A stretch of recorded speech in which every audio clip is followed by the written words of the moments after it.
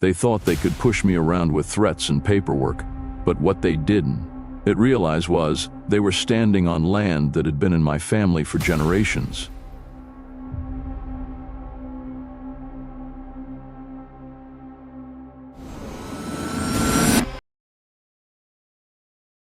Picture this: Tuesday morning, just as the sun breaks through the fog hanging over Lake Meridian. I'm sipping my coffee when I notice movement on the dock. Karen Brightwater, the self-appointed queen of the HOA, is marching forward, with 2 board members at her heels, a sheriff's deputy trailing close behind. She's clutching a notice in her hand like it's a royal decree, shouting about community standards and compliance. The planks creak under their weight as they approach my grandfather's 1980 5-cabin cruiser, the very boat he once swore would never leave this lake. And then it hits me: these people, who moved in only a few years ago, are trying to erase decades of family history. What they don't know is that my grandfather left me more than just a boat. He left me ownership of the very water beneath their feet. Now tell me, what would you do if the people trying to bully you didn't realize you held all the power? My name is Daniel Cross. I'm 47 years old, a retired Army logistics officer who spent half his life learning how to handle pressure, conflict, and stubborn people who think rank gives them power. Funny how those same lessons now apply here, on the quiet shores of Lake Meridian, where I've lived since I was a teenager. My grandfather built the dock with his own 2 hands in the late 70s, back when this place was nothing more than woods, water, and a handful of cabins. I grew up fishing off these planks, listening to the creak of the boards as he told me stories about service, sacrifice, and the importance of legacy. When he passed, he left me 2 things: his old cabin cruiser and the deed to the lake itself, a document most people don't even know exists. Enter Karen Brightwater, 39 years old, fresh from the city, who decided 3 years ago that she would modernize our community with her shiny new rules and her iron grip on the HOA board. To her, my boat is nothing but an eyesore. To me, it's a memory, a legacy, and a reminder that she has no idea what kind of fight she's picked. And this fight, it didn't start with a letter on my doorstep. It started the very moment Karen decided she was bigger than Lake Meridian itself. The first shot fired in this war came quietly, almost like a test. A neatly folded letter slipped under my door one morning, stamped with the HOA's official seal and written in that smug, bureaucratic language meant to intimidate. Notice of violation, it read in bold, demanding I remove unauthorized watercraft obstructing community views. I chuckled at first. Community views? The lake isn't some shared park, it's private property, and the deed says plain as day it belongs to me. But curiosity made me play along. I watched as neighbors whispered across fences as Karen paraded around with her clipboard, collecting signatures and flexing her new authority like a badge. She thought she had everyone wrapped around her finger, that nobody would dare stand against her. But here's what she didn't count on. I'm not just some pushover homeowner. I've spent years watching egos like hers crash and burn because they never understand the weight of real ownership. And as I held that letter in my hand, one thing became very clear. Karen hadn't just poked a sleeping bear. She had thrown a lit match into a pile of dry kindling.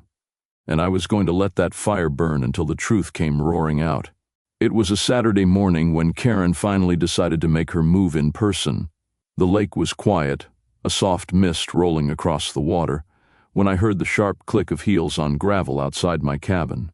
I stepped onto the porch, coffee in hand, and there she was, clipboard tucked under her, arm like a weapon, sunglasses hiding eyes that never stopped scanning for weaknesses.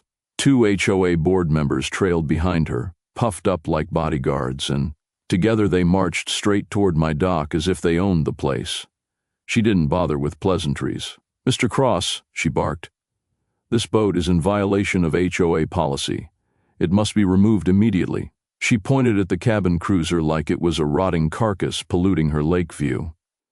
I didn't answer right away. I just let the silence hang, the creak of the dock boards beneath their shoes reminding them whose territory they were stepping onto. Finally, I smiled and said, "Policy? That's funny, Karen. You might want to check who actually owns this lake before you start barking orders." For the first time, I saw her composure crack, just a flicker. but enough to know she wasn't prepared for that answer. And in that moment, I realized this wasn't just about a boat. It was about a battle of control, and Karen had no idea she'd just stepped into a fight she couldn't possibly win. The following week, things escalated faster than I expected. I woke up to the sound of tires crunching on gravel and saw a sheriff's cruiser parked by the dock. And there was Karen, standing tall with her arms crossed, lips curled into a smirk like she'd already won.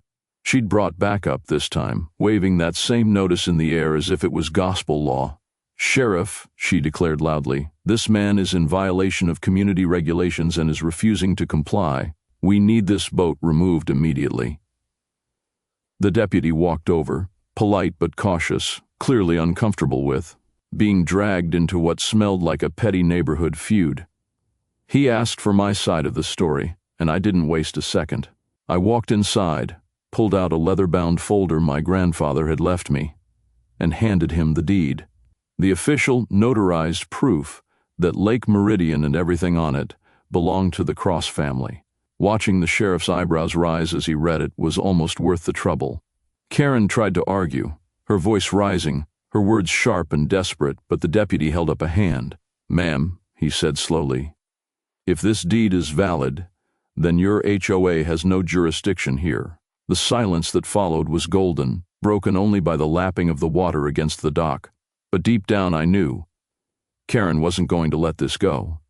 If anything, I had just humiliated her in front of her own authority, and people like Karen, they come back harder, meaner, and twice as determined. Karen disappeared for a few days after the sheriff incident, but don't think for a second that meant she was retreating. No, she was regrouping. And when she came back swinging in the way people like her always do, by poisoning the well of public opinion. Suddenly, I noticed more and more neighbors stopping their conversations when I walked by. Whispers spread across fences. Facebook posts appeared in the local community. Group with vague titles like "Why can't we all follow the rules?" And "One person shouldn't hold the whole lake hostage." And at the center of every whisper, every post, every accusation, was Karen. She painted me as some selfish holdout, a bitter old veteran clinging to a broken boat just to spite everyone else. I could see it working too. People who once waved at me now turned their backs. Even a couple of folks I considered friends started keeping their distance. But what Karen didn't realize was that this wasn't a popularity contest. It was about facts, about legal ground, and I was standing on more solid footing than she could ever dream of.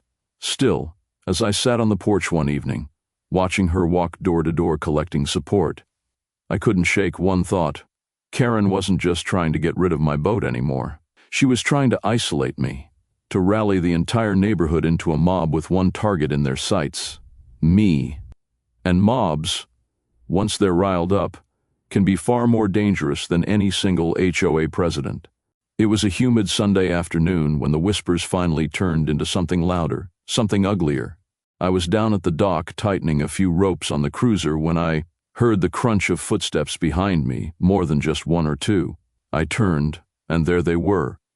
Half a dozen neighbors gathered at the edge of my property, led of course by Karen with her ever-present clipboard pressed tight to her chest. Behind her stood the Millers, who I'd known since their kids were in middle school, and the Sandersons, who once shared beers with me at 4th of July barbecues. But now their faces were cold, their eyes sharp, and it was clear they weren't here to chat.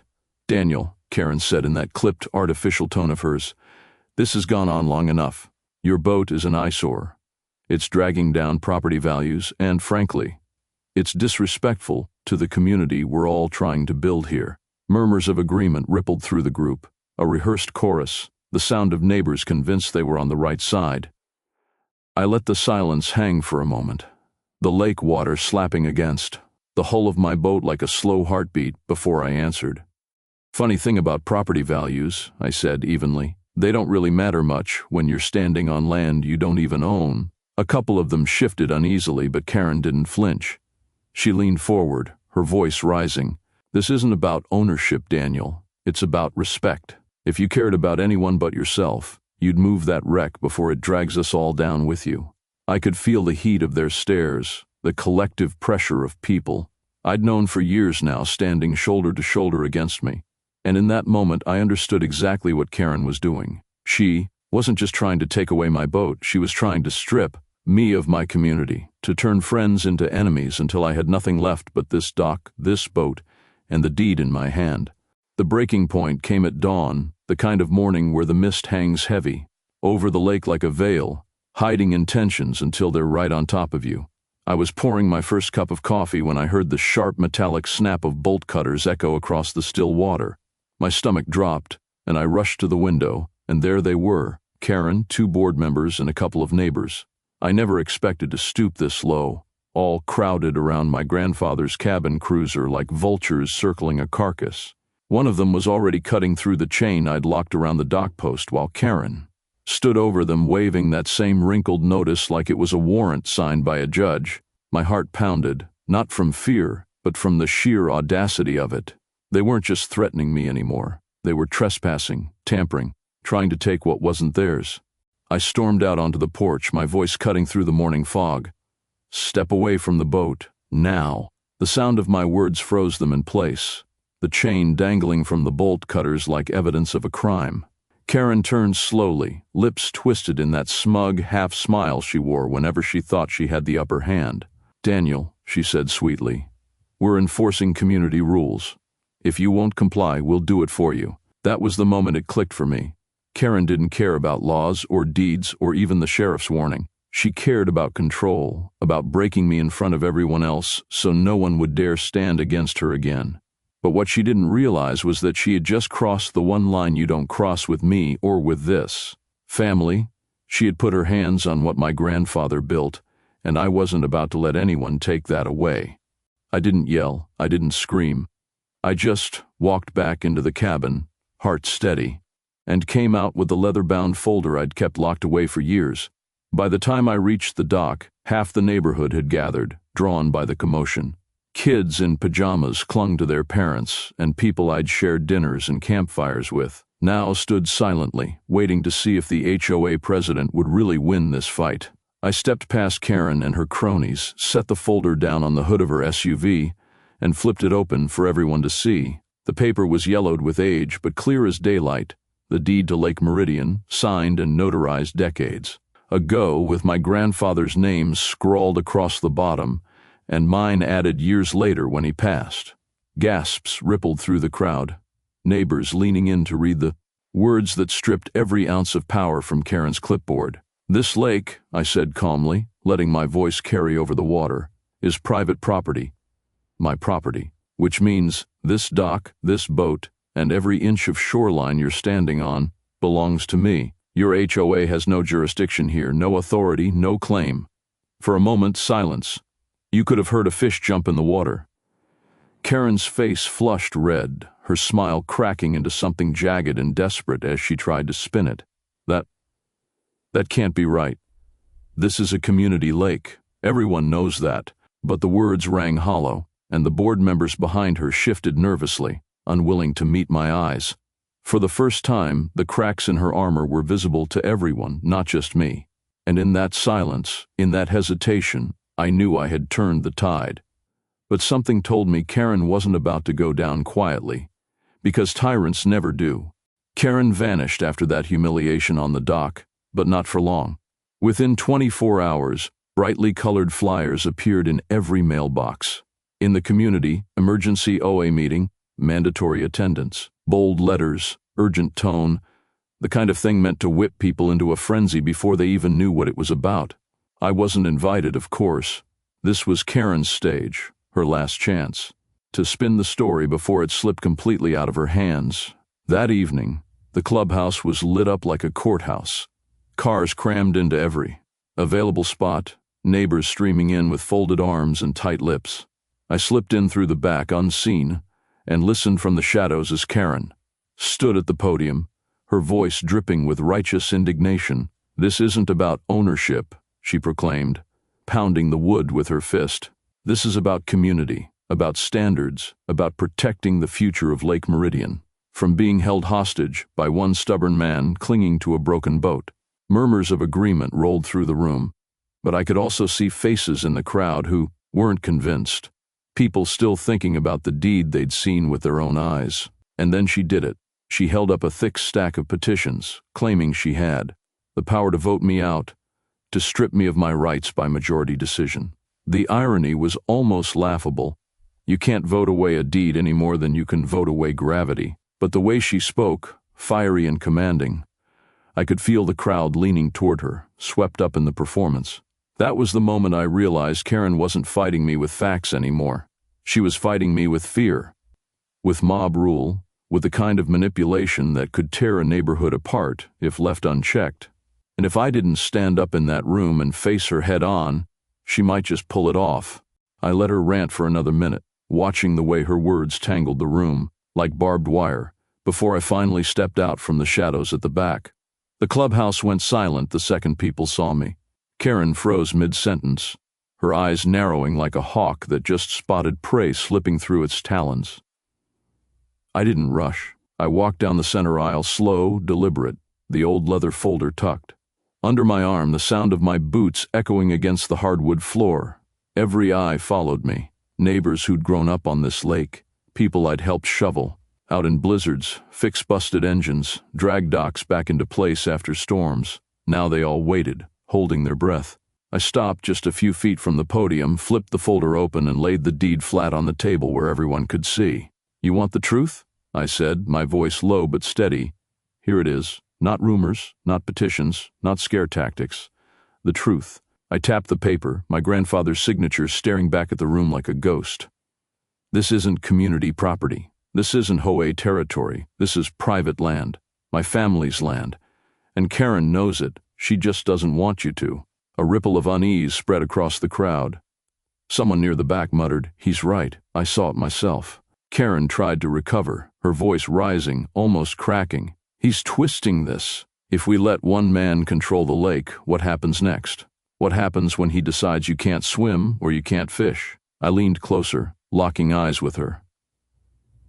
"What happens," I said evenly, "is that the law is the law, and the only person who's been abusing power here is you." The room erupted, not with applause, not yet, but with murmurs, with doubt, with cracks forming in the spell Karen had worked so hard to cast.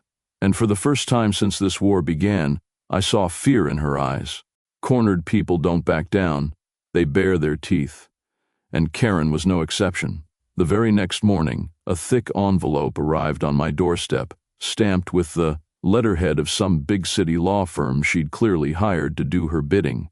The language inside was designed to intimidate, cease and desist, unlawful occupation, potential civil penalties. It was laughable, really, all bark and no bite. But I knew exactly what she was doing. She couldn't win with rules, so now she was trying to bury me under paperwork and scare tactics, hoping I'd fold before the fight got expensive. And to make sure everyone knew about her big move, she strutted around the neighborhood that day with the envelope tucked under her arm like a trophy. I watched from my porch as she bragged to anyone who would listen, whispering about how she was about to drag Daniel through court and bleed him dry. Neighbors who once doubted her now looked at me with wary eyes, like I was radioactive, as if simply being near me could land them in trouble. But here's the thing Karen didn't understand. I'd spent a career in the Army dealing with supply chains, contracts, and more bureaucracy than she could imagine. Paperwork didn't scare me. It fueled me. That night, I called an attorney I knew from my grandfather's days, a man who specialized in property law and had seen more dirty HOA tricks than anyone alive. After one look at the deed, he laughed. "This won't stand 10 minutes in front of a judge," he said. And in that moment, I made a choice. If Karen wanted to take this fight into the courtroom, I was ready, because what she was really risking wasn't just her reputation anymore. It was the entire HOA, their funds, and every ounce of power she thought she had. And when bullies gamble with other people's chips, the crash always comes sooner than they expect. The summons came quicker than I expected. The HOA had officially filed suit, claiming I was illegally occupying common property. Courtrooms have a way of stripping people bare, and on the day of the hearing, the gallery was packed with curious neighbors who wanted to see the showdown. For themselves, Karen strutted in like she was walking a red carpet, her lawyer. At her side, her chin lifted, as if the verdict was already in her favor. I sat quietly at my table, the deed resting between my hands like a weapon waiting to be drawn. When the judge asked for opening statements, Karen's lawyer painted me as a squatter, a selfish man exploiting a loophole to control the lake. The words dripped with confidence, and I could see Karen smirking, already savoring victory. But when it was my turn, my attorney stood, placed the deed on the judge's bench, and simply said, "Your Honor, this is not common property. It is private land, purchased, owned, and transferred through generations. The HOA has no jurisdiction here. Period." The silence that followed was deafening. The judge adjusted his glasses, studied the document, and looked back at Karen's team with a raised brow. In that pause, I knew. The walls around her empire had just started to crumble. The fallout hit harder than anyone expected. By the time the hearing adjourned, word had already spread across Lake Meridian like wildfire. The HOA had overstepped, Karen had lied, and the deed was ironclad. Neighbors who had once stood shoulder to shoulder with her now whispered behind her back, their faces pale with the realization that they'd been dragged into a war they could never win. That evening, as the sun dipped low and painted the lake in molten gold, the HOA board gathered at the clubhouse for what was supposed to be a strategy session. But this time, the tone was different. I didn't need to be inside to know it. You could hear the shouting through the walls. One voice after another rose up, not against me, but against Karen. "You told us he didn't have proof. You said the deed was meaningless. You swore we'd be protected in court." The board members who once flanked her like bodyguards now leaned back in their chairs, arms crossed, eyes cold. Karen, for the first time, looked small, cornered not by me, but by the very people she'd manipulated into her crusade. I watched from the shadows outside as she tried to rally, slamming her palm on the table, her voice cracking with desperation. But the spell was broken. Her authority, her charisma, her control over the neighborhood, it was slipping like sand through her fingers. One board member, a man named Paul who had barely spoken in public before, finally stood up and said, "We followed you, Karen. We trusted you. And now we're staring at a lawsuit we can't win and costs we can't afford. This isn't leadership, it's madness." Silence followed. And for the first time since she declared war on me, Karen didn't have a comeback. Her eyes darted, searching for allies, but there were none left. And standing outside in the cool night air, listening to her empire fracture from within, I realized something powerful. I didn't need to fight her anymore. Karen was destroying herself. When cornered animals lash out, it's never graceful. It's desperate. And that's exactly what Karen became in the days after her board turned against her. Desperate. She stopped walking the neighborhood with her clipboard and instead began knocking on doors late at night, whispering frantic warnings about how I was planning to fence off the lake or ban swimming or even charge rent to anyone who wanted to fish. Wild lies, pulled from thin air but fueled by the same fear she'd used all along. And while most neighbors were too exhausted to listen, a handful still bought into her paranoia, the last loyal sparks of a fire that was almost out. Then came her final stunt. At dawn one morning, she marched to my dock alone, clutching a can of spray paint and a hammer. The sound of metal striking wood woke me. I rushed outside to see her scrawling illegal across the side of my grandfather's cruiser, each stroke more frantic than the last, her face red and streaked with sweat. When she saw me, she didn't stop. She screamed, "You don't belong here. None of this belongs to you." Her voice echoed across the water, cracked and ragged, the sound of someone who had already lost but refused to accept it. I didn't raise my voice. I didn't even step off the porch. I just held up my phone, already recording, already dialing the sheriff who had warned her weeks ago. For a long moment she froze, spray can dangling from her hand, the weight of reality crashing down on her. This wasn't power anymore. It was vandalism. It was trespassing. It was the last unraveling thread of someone who had burned every bridge and was now standing alone on the ashes. The sirens cut through the morning fog like a blade, their echo bouncing off the still water as the sheriff's cruiser pulled up to the dock. Karen stood frozen, spray can dangling from her fingers, the word illegal half finished on the side of my grandfather's cruiser. The deputy who'd once warned her stepped out, his face grim, no patience left for theatrics. "Ma'am," he said firmly, "step away from the boat." She opened her mouth to argue, but the words tangled into a sob as he took the can from her hand and snapped it into an evidence bag. Neighbors had begun to gather, drawn by the flashing lights, their robes, and slippers dotting the shoreline like spectators at a trial. They whispered, not about me this time, but about her, the HOA president, who had gone from power-hungry tyrant to a vandal in handcuffs. The deputy read her rights as her eyes darted around desperately, searching for allies, but found only the cold, curious stares of the very people she had once commanded. When they placed her in the back of the cruiser, the silence was broken only by the hum of the engine and the creak of my old dock beneath my feet. I looked out across Lake Meridian, the same water my grandfather had sworn to protect, and felt a wave of calm roll over me. The fight was finished, not with fists, not even with lawyers, but with patience, truth, and the weight of history. Karen had tried to claim control of something she never owned, and in the end, she lost everything. I turned back to the neighbors who were still watching, waiting for me to say something, and all I gave them was this: this lake doesn't belong to an HOA. It belongs to family, to legacy, to the people who respect it. Remember that. And with that, I stepped onto the cruiser, sat down on the weathered bench where my grandfather once told his stories, and let the silence of the lake swallow the chaos for good. And that's how it ended. Not with me losing my boat, not with fines or fear, but with the truth rising above every lie Karen tried to weave. The lake is still here, the boat is still here, and the legacy my grandfather left me is stronger than ever. But let me ask you this: what would you have done if an HOA came after your family's history, your home, your peace? Because here's the thing: battles like this don't just happen at Lake Meridian. They happen in neighborhoods all across the country every single day, when power-hungry boards forget the meaning of community. If you've got your own HOA nightmare, drop it in the comments. I read every single one, and I know I'm not the only one fighting these wars.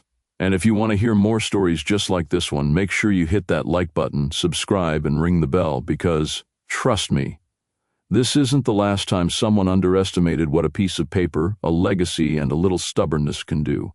Until then, keep your eyes open, stand your ground, and never let anyone take what's rightfully yours.